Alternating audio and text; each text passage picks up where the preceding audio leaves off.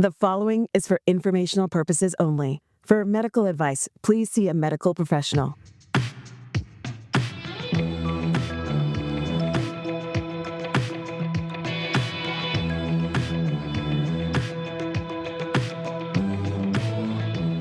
Welcome to Staying Alive with Margaret and Susy. Today we're talking about what we're calling the gut-brain connection. And Susy's going to start it off and help us first to understand what is the gut and how is it connected to the brain. Yeah. So when we talk about the gut, we're talking about everything from the esophagus to the rectum. So our gut is, when we eat food, it's everything as it goes down into your stomach, into your intestines, and then is eliminated. This is just a fascinating topic for me because obviously, the brain is something that we have concerns about at every age, right? When kids are young, we're worried about healthy brain development. And as we age, we're worried about all kinds of things having to do with the brain. Yeah, and who knew it was connected to the gut? This is really interesting. I think it's so interesting.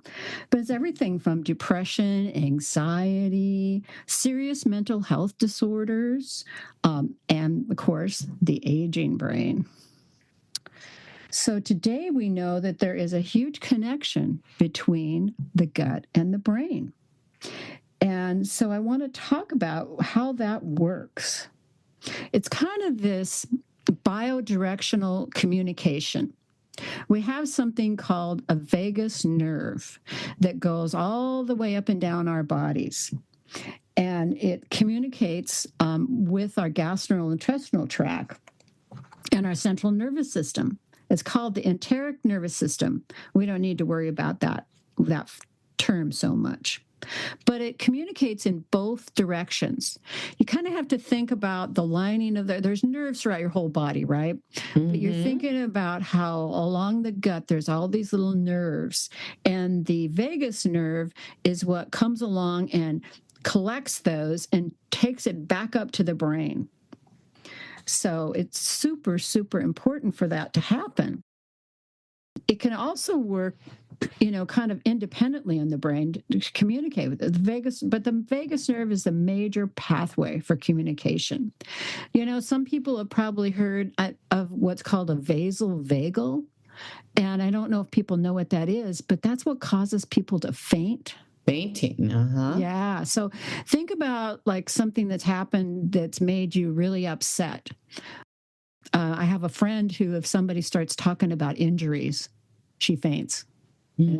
Some people just can't handle that kind of thing. Do you ever feel queasy when you see blood or when something really bizarre happens, or just when you get really upset? Yeah. So, well, let's not talk about it too much in case people have it and they're driving in their car right now. But, I was just thinking, it's like the word nervous. When we talked about I'm nervous, like I never even really thought about it, that it's really your nerves that are being affected here. And you might even get a stomach ache when you're nervous, right? Because it's all connected. Right. Some people have like a stomach ache because they get upset about something. And of course, it can lead to other more serious problems along the way. So the way that this all works is you have what's called also a gut microbiome, where you have trillions of bacteria, fungi, and other microorganisms that live in your gut. They're collectively known as the gut microbiome, and they play a huge role in the gut-brain connection. And does that relate to prebiotics, probiotics, which we're going to talk about later? Yes, it does. And it's what's really fascinating about this is where hormones and neurotransmitters, a lot of them are formed in the gut. Wow. And for people who aren't science oriented, neurotransmitters is a fancy word for chemicals that signal our nerve cells. also Sure. known as neurons, which Right. Susie says sure, because she's really good at science. But yeah, so just think of their Yeah. chemicals that signal our nerve cells Yeah. that enable certain functions in our body. So go So the ahead, Susie. neurotransmitters influence mood, behavior, and a lot of other functions in the body. Now, I think about myself. I have to admit that I have battled with depression off and on my whole life. I've even taken prescription antidepressants. And over the years, I've figured out how to manage that without medication. If I sleep better, if I exercise, if I keep my stress at a minimum, my depression is okay.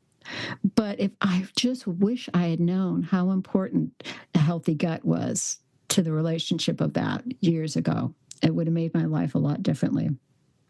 I've also had some digestive issues too. So it makes me, wonder about the connection between that. Whether you have chronic constipation or irritable bowel, I didn't ever have that. But, there are things that happen to the body that it just connects. It's so important to think about this connection. Yeah. And as we age, of course, older people often have stomach complaints and brain issues. And we thought of it as two separate things until very recently. And now we know there's a connection. Yeah. So that vagus nerve travels, and that's what communicates things back and forth. But the gut microbiome needs to be healthy. And we're going to talk in a minute about that. But I just like to think about all the implications this has. There's implications around mental health. Research suggests that gut health can influence mental health conditions like anxiety, depression, and even autism. Digestive disorders like irritable bowel syndrome, inflammatory bowel disease. There's even evidence that the gut-brain connection can be involved in other health conditions like heart disease, stroke, and type 2 diabetes. The hormones play a big part in what you're talking about there, too, right? Right. Because this is all kind of part of the puzzle, and it's where a lot of hormones and neurotransmitters are transmitted to the brain.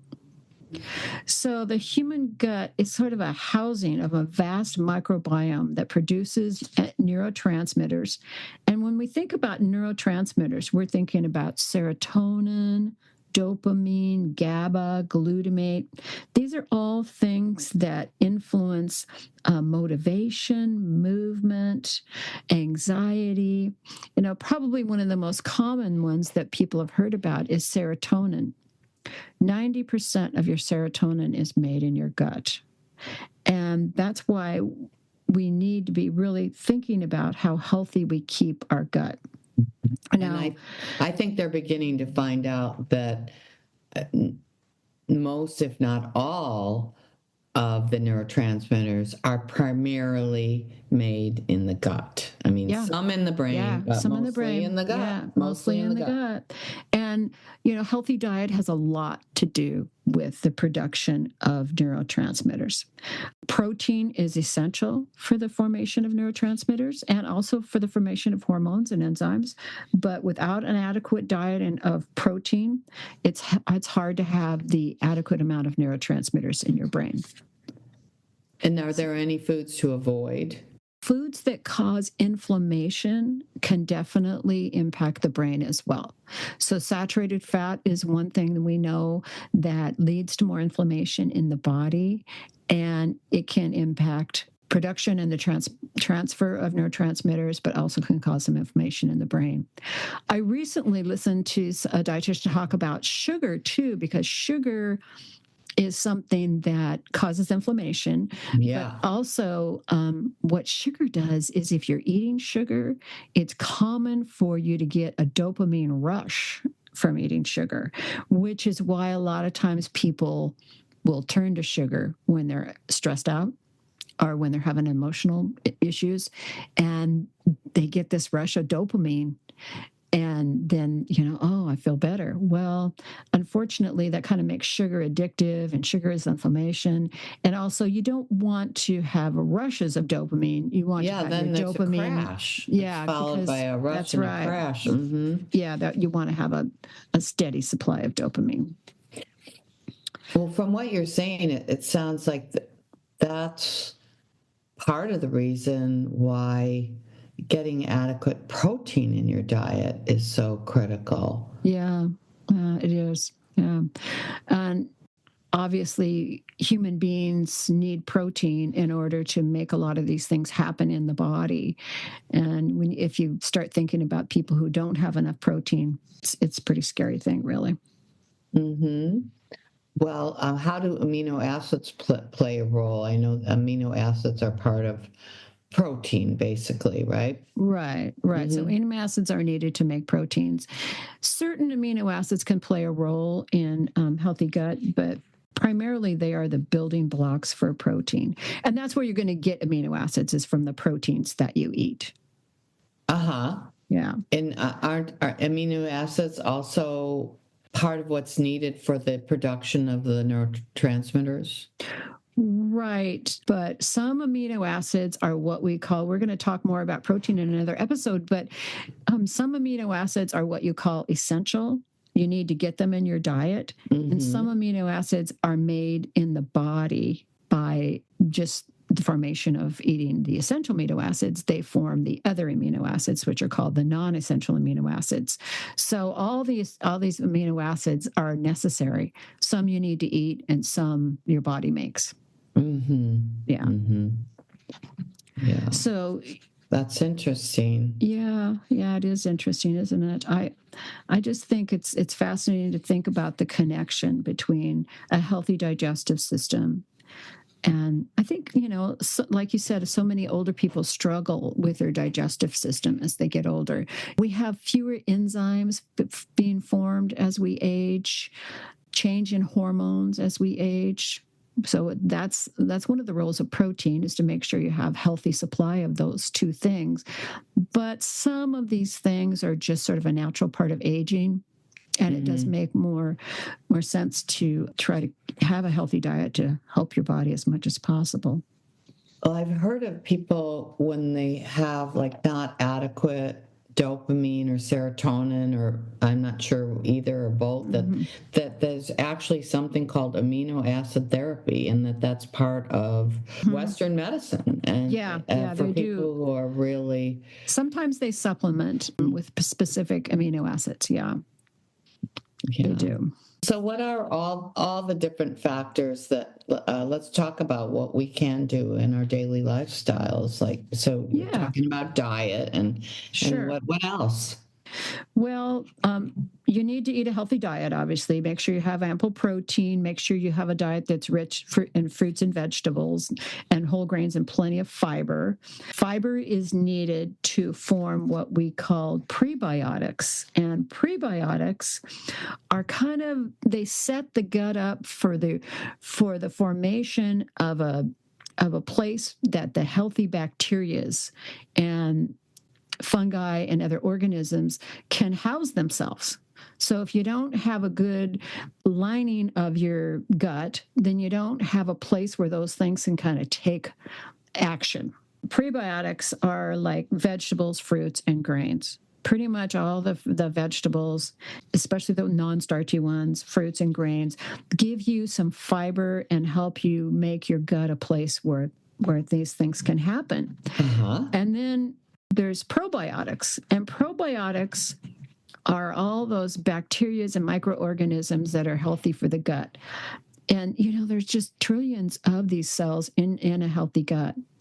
And it can't hurt to eat probiotic sources in order to help them manufacture those healthy things. But some people supplement.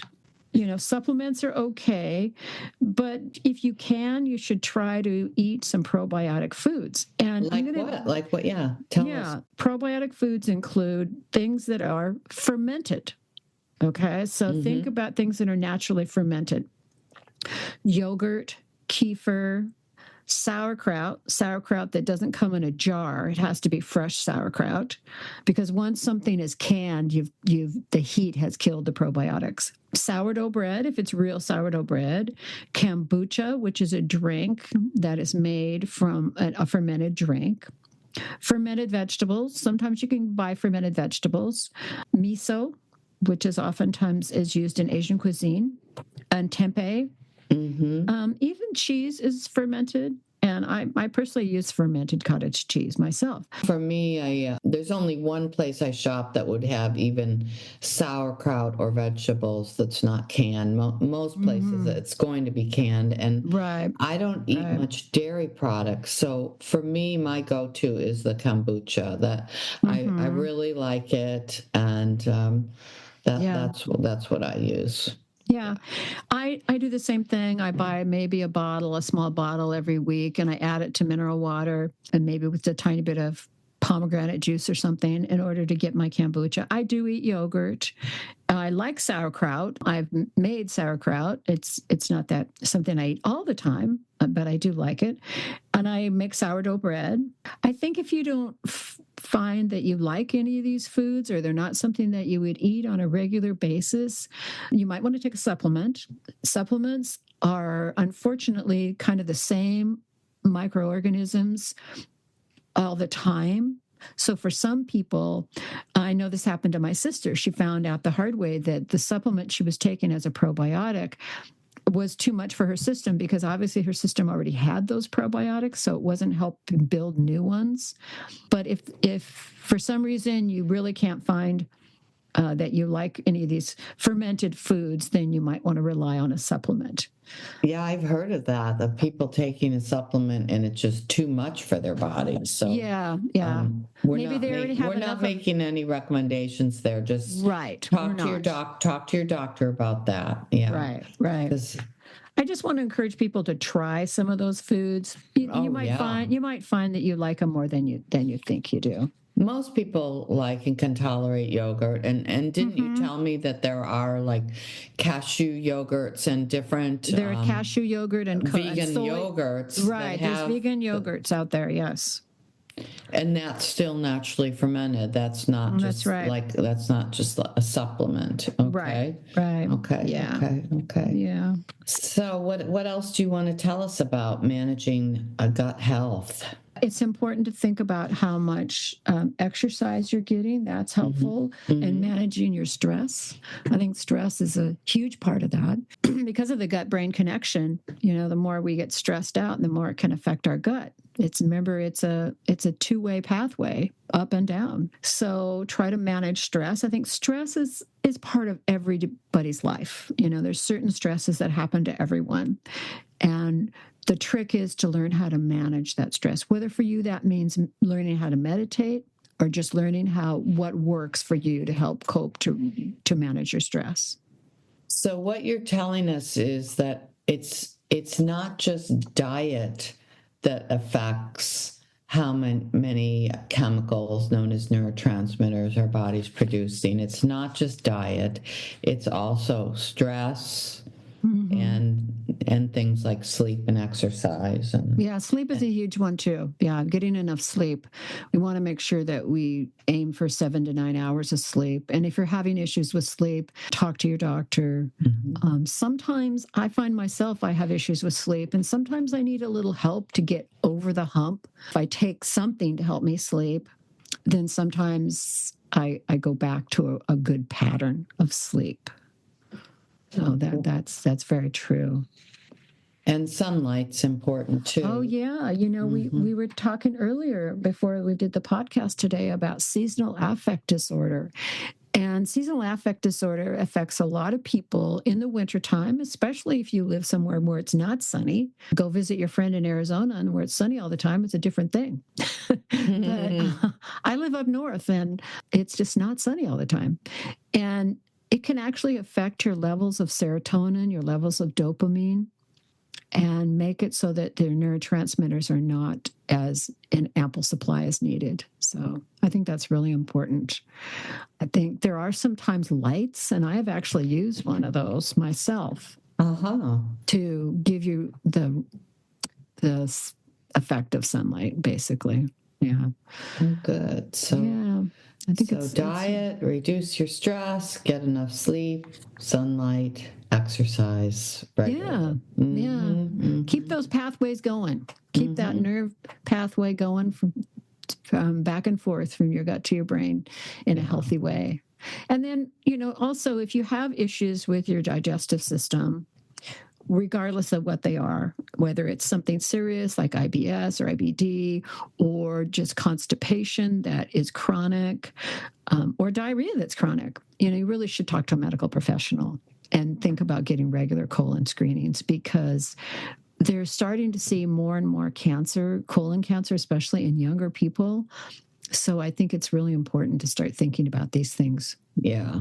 I mean, I figure for myself, if my gut is healthy and operating well on a daily basis, then I'm probably in pretty good health, and I'm not concerned about it. And I figure, okay, probably I am getting enough in what I eat as far as my gut microbiome, and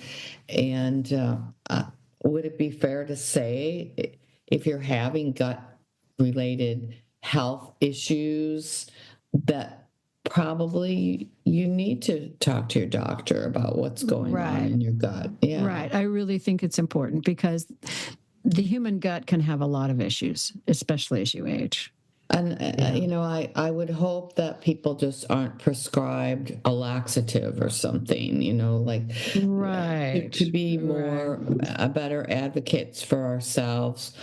Maybe just think about, no, I'm not going to take something to just treat the symptom. I want to get to the bottom of what's going on in my gut and how I can take better care of myself. Right. Yeah, it's so true. Look at all the factors. Keep that pathway going. You want that gut-brain connection to be healthy on a regular basis, and maybe it will all, as this is more in the mainstream of medicine, maybe there's going to be some better understandings about how to treat some of mental health things that are going on with people. Yeah, that's my hope. That's really my hope. And stomach issues as we age, because we have less enzymes, as you said, and the healthy gut is critical. And we don't really know, like, we're not going to say that we know the reason for cancer, but Susy had mentioned to me that colon cancer is on the increase in younger and younger people, and we're not going to make any wild claims about why that is. All we would want to say is, please get your regular colon screenings. And if you have any family history at all, maybe start at even a younger age. They don't usually suggest it before you're 50, but if you let your doctor know that you have some close family history, a parent with colon cancer or something, they will give you a colonoscopy at a younger age. And if you're having symptoms too, severe symptoms, sometimes they will. Yeah. So don't ignore it, basically. Yeah. Make sure you take care of it. I'm one of these crazy people who likes colonoscopies. I mean, because it's actually a thing in Hollywood. Like, you want to clean yourself out, and it's like your body feels so clean and pure afterwards. And they've really got it down. I know a lot of people are nervous about getting a colonoscopy, but really the procedure has improved dramatically. In terms of the prep and the procedure is, if you go to a good GI doctor, it's really not that bad anymore. Not at all. Not at all. Yeah. Well, anything else you want to say on this topic today, Susy? Well, I mean, just think of the fact that your gut is considered your second brain. So, and think about that. Think about that in terms of, you want to have a healthy brain, you want to have a healthy gut. And I really hope that what we've talked about today helps people look at that differently. Yeah, that's really good to hear. And so, when you hear that old saying that people used to say, I feel it in my gut. It's really a real thing. It's based on science, and Susy just broke it down for us. I think that's it. Thanks for listening. Hey? Yes. And until next time, we're staying alive. You've been listening to Staying Alive with Margaret and Susy. This show is hosted by Margaret Cooley and Susy Hymas. To subscribe to our show, leave a comment or ask a question, please visit stayingalivewithmargaretandsusy.com. Our podcast is available on all major podcast platforms. If you've enjoyed our program, please feel free to leave us a 5-star review. Thanks for listening.